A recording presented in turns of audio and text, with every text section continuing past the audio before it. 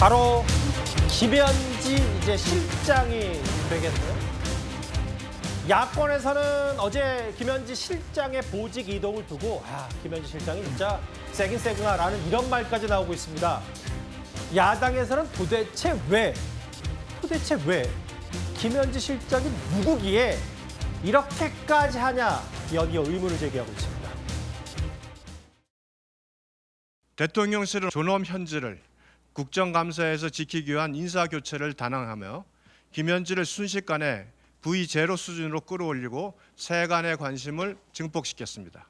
꽉 막힌 한미 관세 협상에서 이 정도의 창의력을 보였다면 협상도 쉽게 타결될 수 있었을 것인데 국민을 기망하는 비겁한 행동입니다. 떳떳하면 출석시키기 바랍니다. 지금 이재명 정부 민주당과 대통령실은 아니 쓸데없는 쟁점을 만든 거예요. 국회에서 부르면은 나갈게. 근데 국회에서 여야가 합의 안 되는 거 뻔히 아는 거 아닙니까? 왜 저렇게 무리수를 두고 김현지라는 사람이 도대체 뭐길래 아마 이제 국민들이 야 김현지 잘 몰랐는데 세긴 세네. 뭐가 있나? 이렇게 의심할 거 아닙니까? 야당에서는 순식간에 V0 수준으로 끌어올렸다?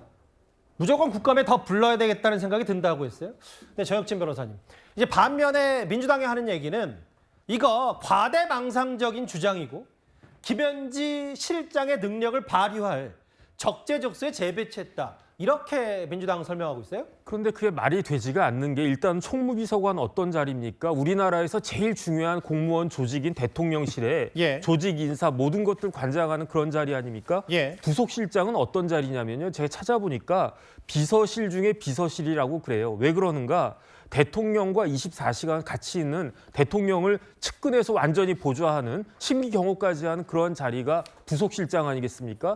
만약에 이재명 대통령이 대통령 되신 지가 한 6개월이라도 지났으면 제가 이해를 하겠어요. 지금 그런데 아직도 9월이에요. 그런데 이재명 대통령 언제부터 시작했습니까? 6월 4일부터 시작했다고요. 6, 7, 8, 9 아직 제대로 4개월도 되지 않은 그런 상황인데 도대체 어떤 정권이 4개월도 안 지난 그런 정권이 총무비서관 바꾸고 그다음에 부속실장 바꾸고 어떻게 이렇게 할 수가 있겠습니까? 만약에 김현지 씨가 부속실장에 적합한 인물이었다라고 하면 그럼 애당초 6월 달부터 부속실장 시켰으면 될 거 아니에요. 그런데 왜 지금 바꾸는가? 이거는 누가 뭐라고 해도 국감을 코앞에 두고 총무비서관이 나가지 않을 수 없으니까 그러니까 부속실장으로 바꾼 거 아니냐? 이렇게 의심하는 게 이상한 겁니까? 이런 의심이야말로 합리적인 거 아니겠습니까? 그런데 왜 이런 식으로 인사를 갖다가 하는지 도저히 납득이 되지가 않고요. 도대체 김현지 씨가 어떤 사람이길래 저런 식으로 이렇게 쉴드를 쳐줘야 되는가? 대통령실 전체에서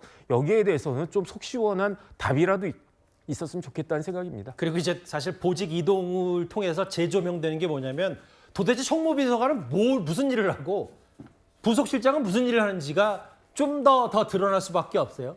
인사 예산 조직, 대통령실 행정 전반을 총괄하는 총무비서관과 달리 부속실장은 일정 관리, 비공개 회담 배석, 핵심 참모들의 보고 자료를 사전 확인합니다. 물론 지근거리 참모 역할은 비슷할 수 있는데 이동학 의원님, 일단 어제 대통령실의 공식 입장은 국회가 협의하면 국감에 나갈 수도 있다고 하는데 안 나올 가능성이 높겠죠?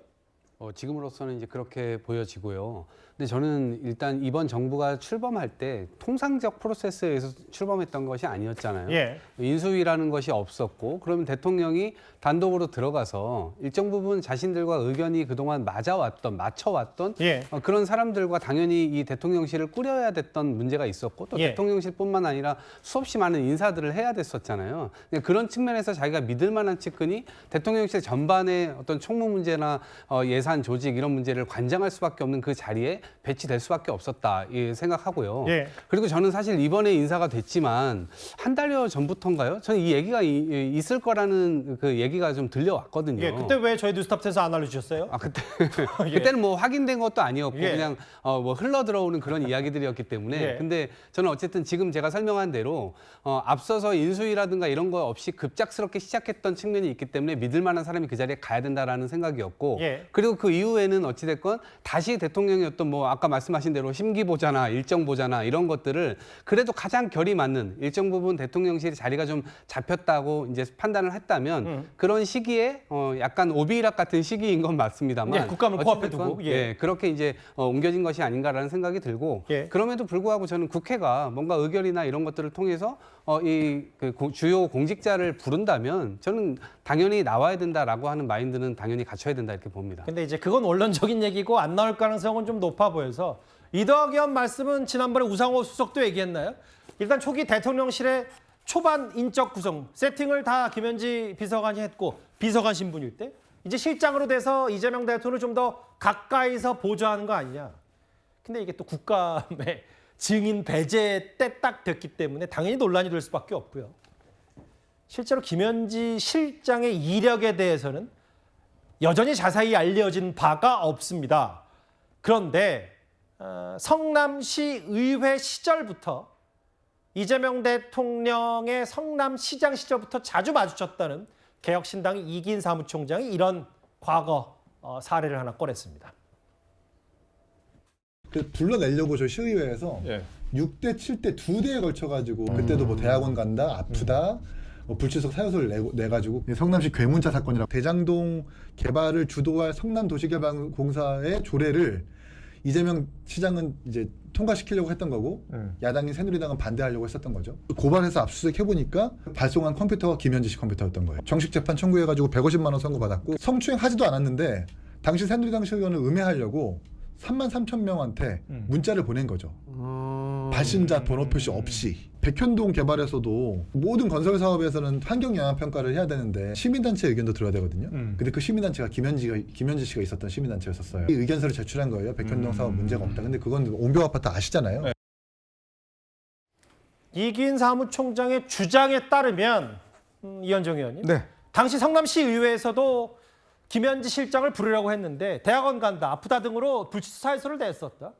그리고 벌금 150만 원을 선고받은 전력도 있다. 이런 잘 알려지지 않은 과거 성남시정 시절의 얘기를 이기인 사무총장이 꺼냈어요. 그러니까 뭐 지금 사실 김현지 실장에 대해서는 알려진 바가 뭐 거의 없습니다.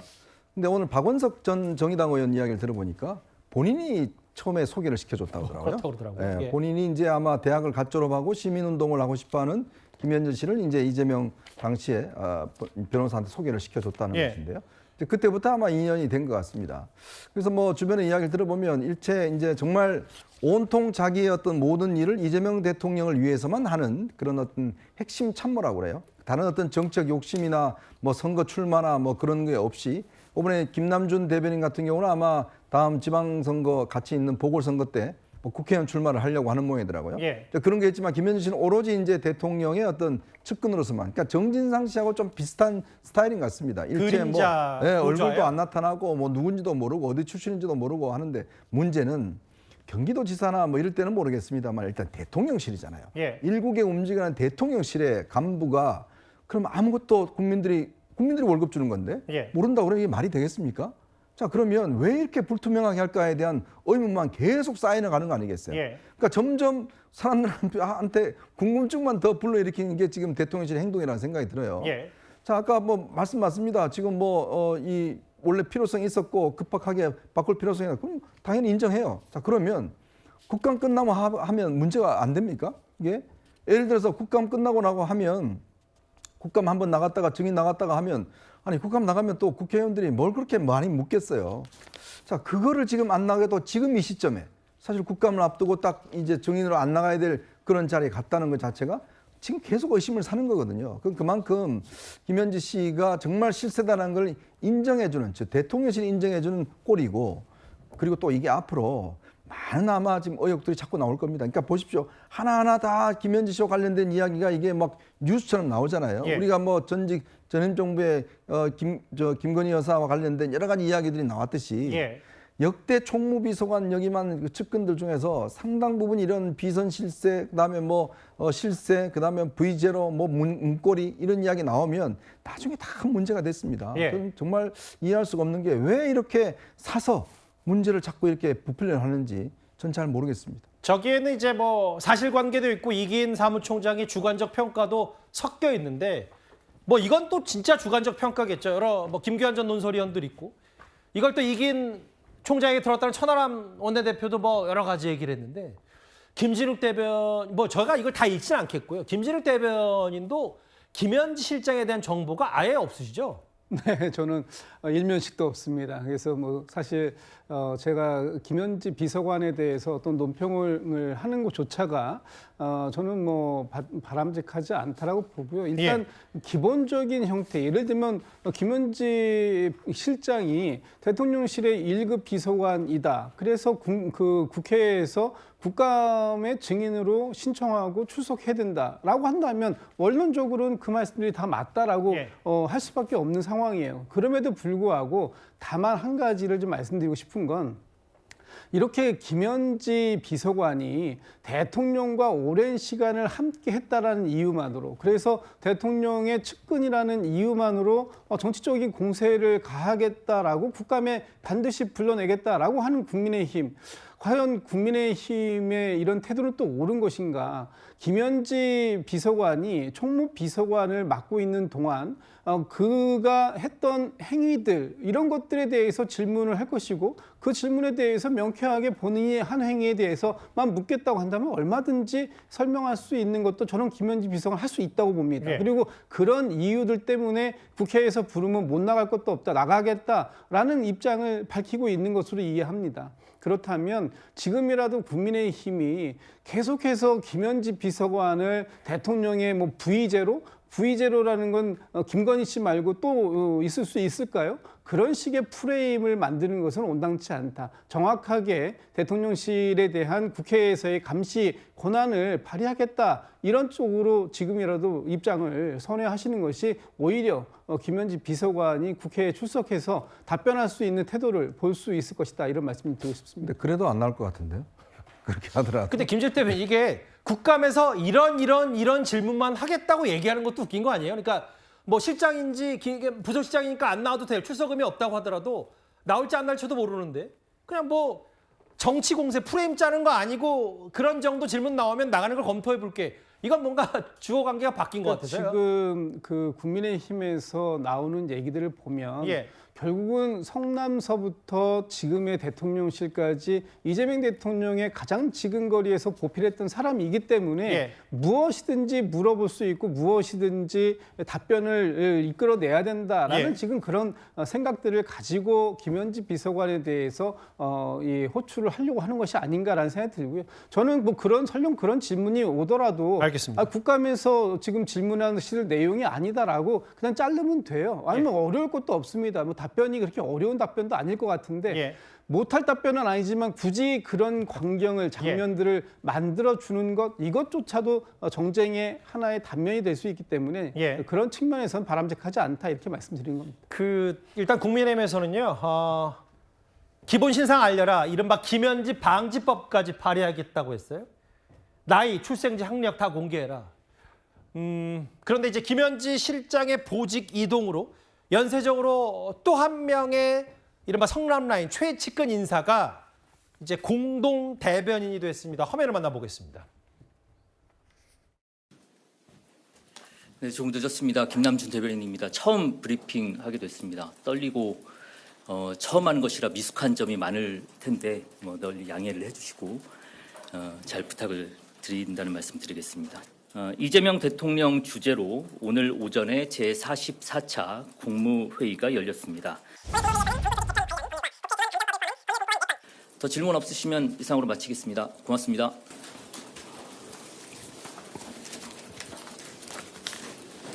제가 처음이어서 잘 모르는데 나가는 건 어디로 나가요?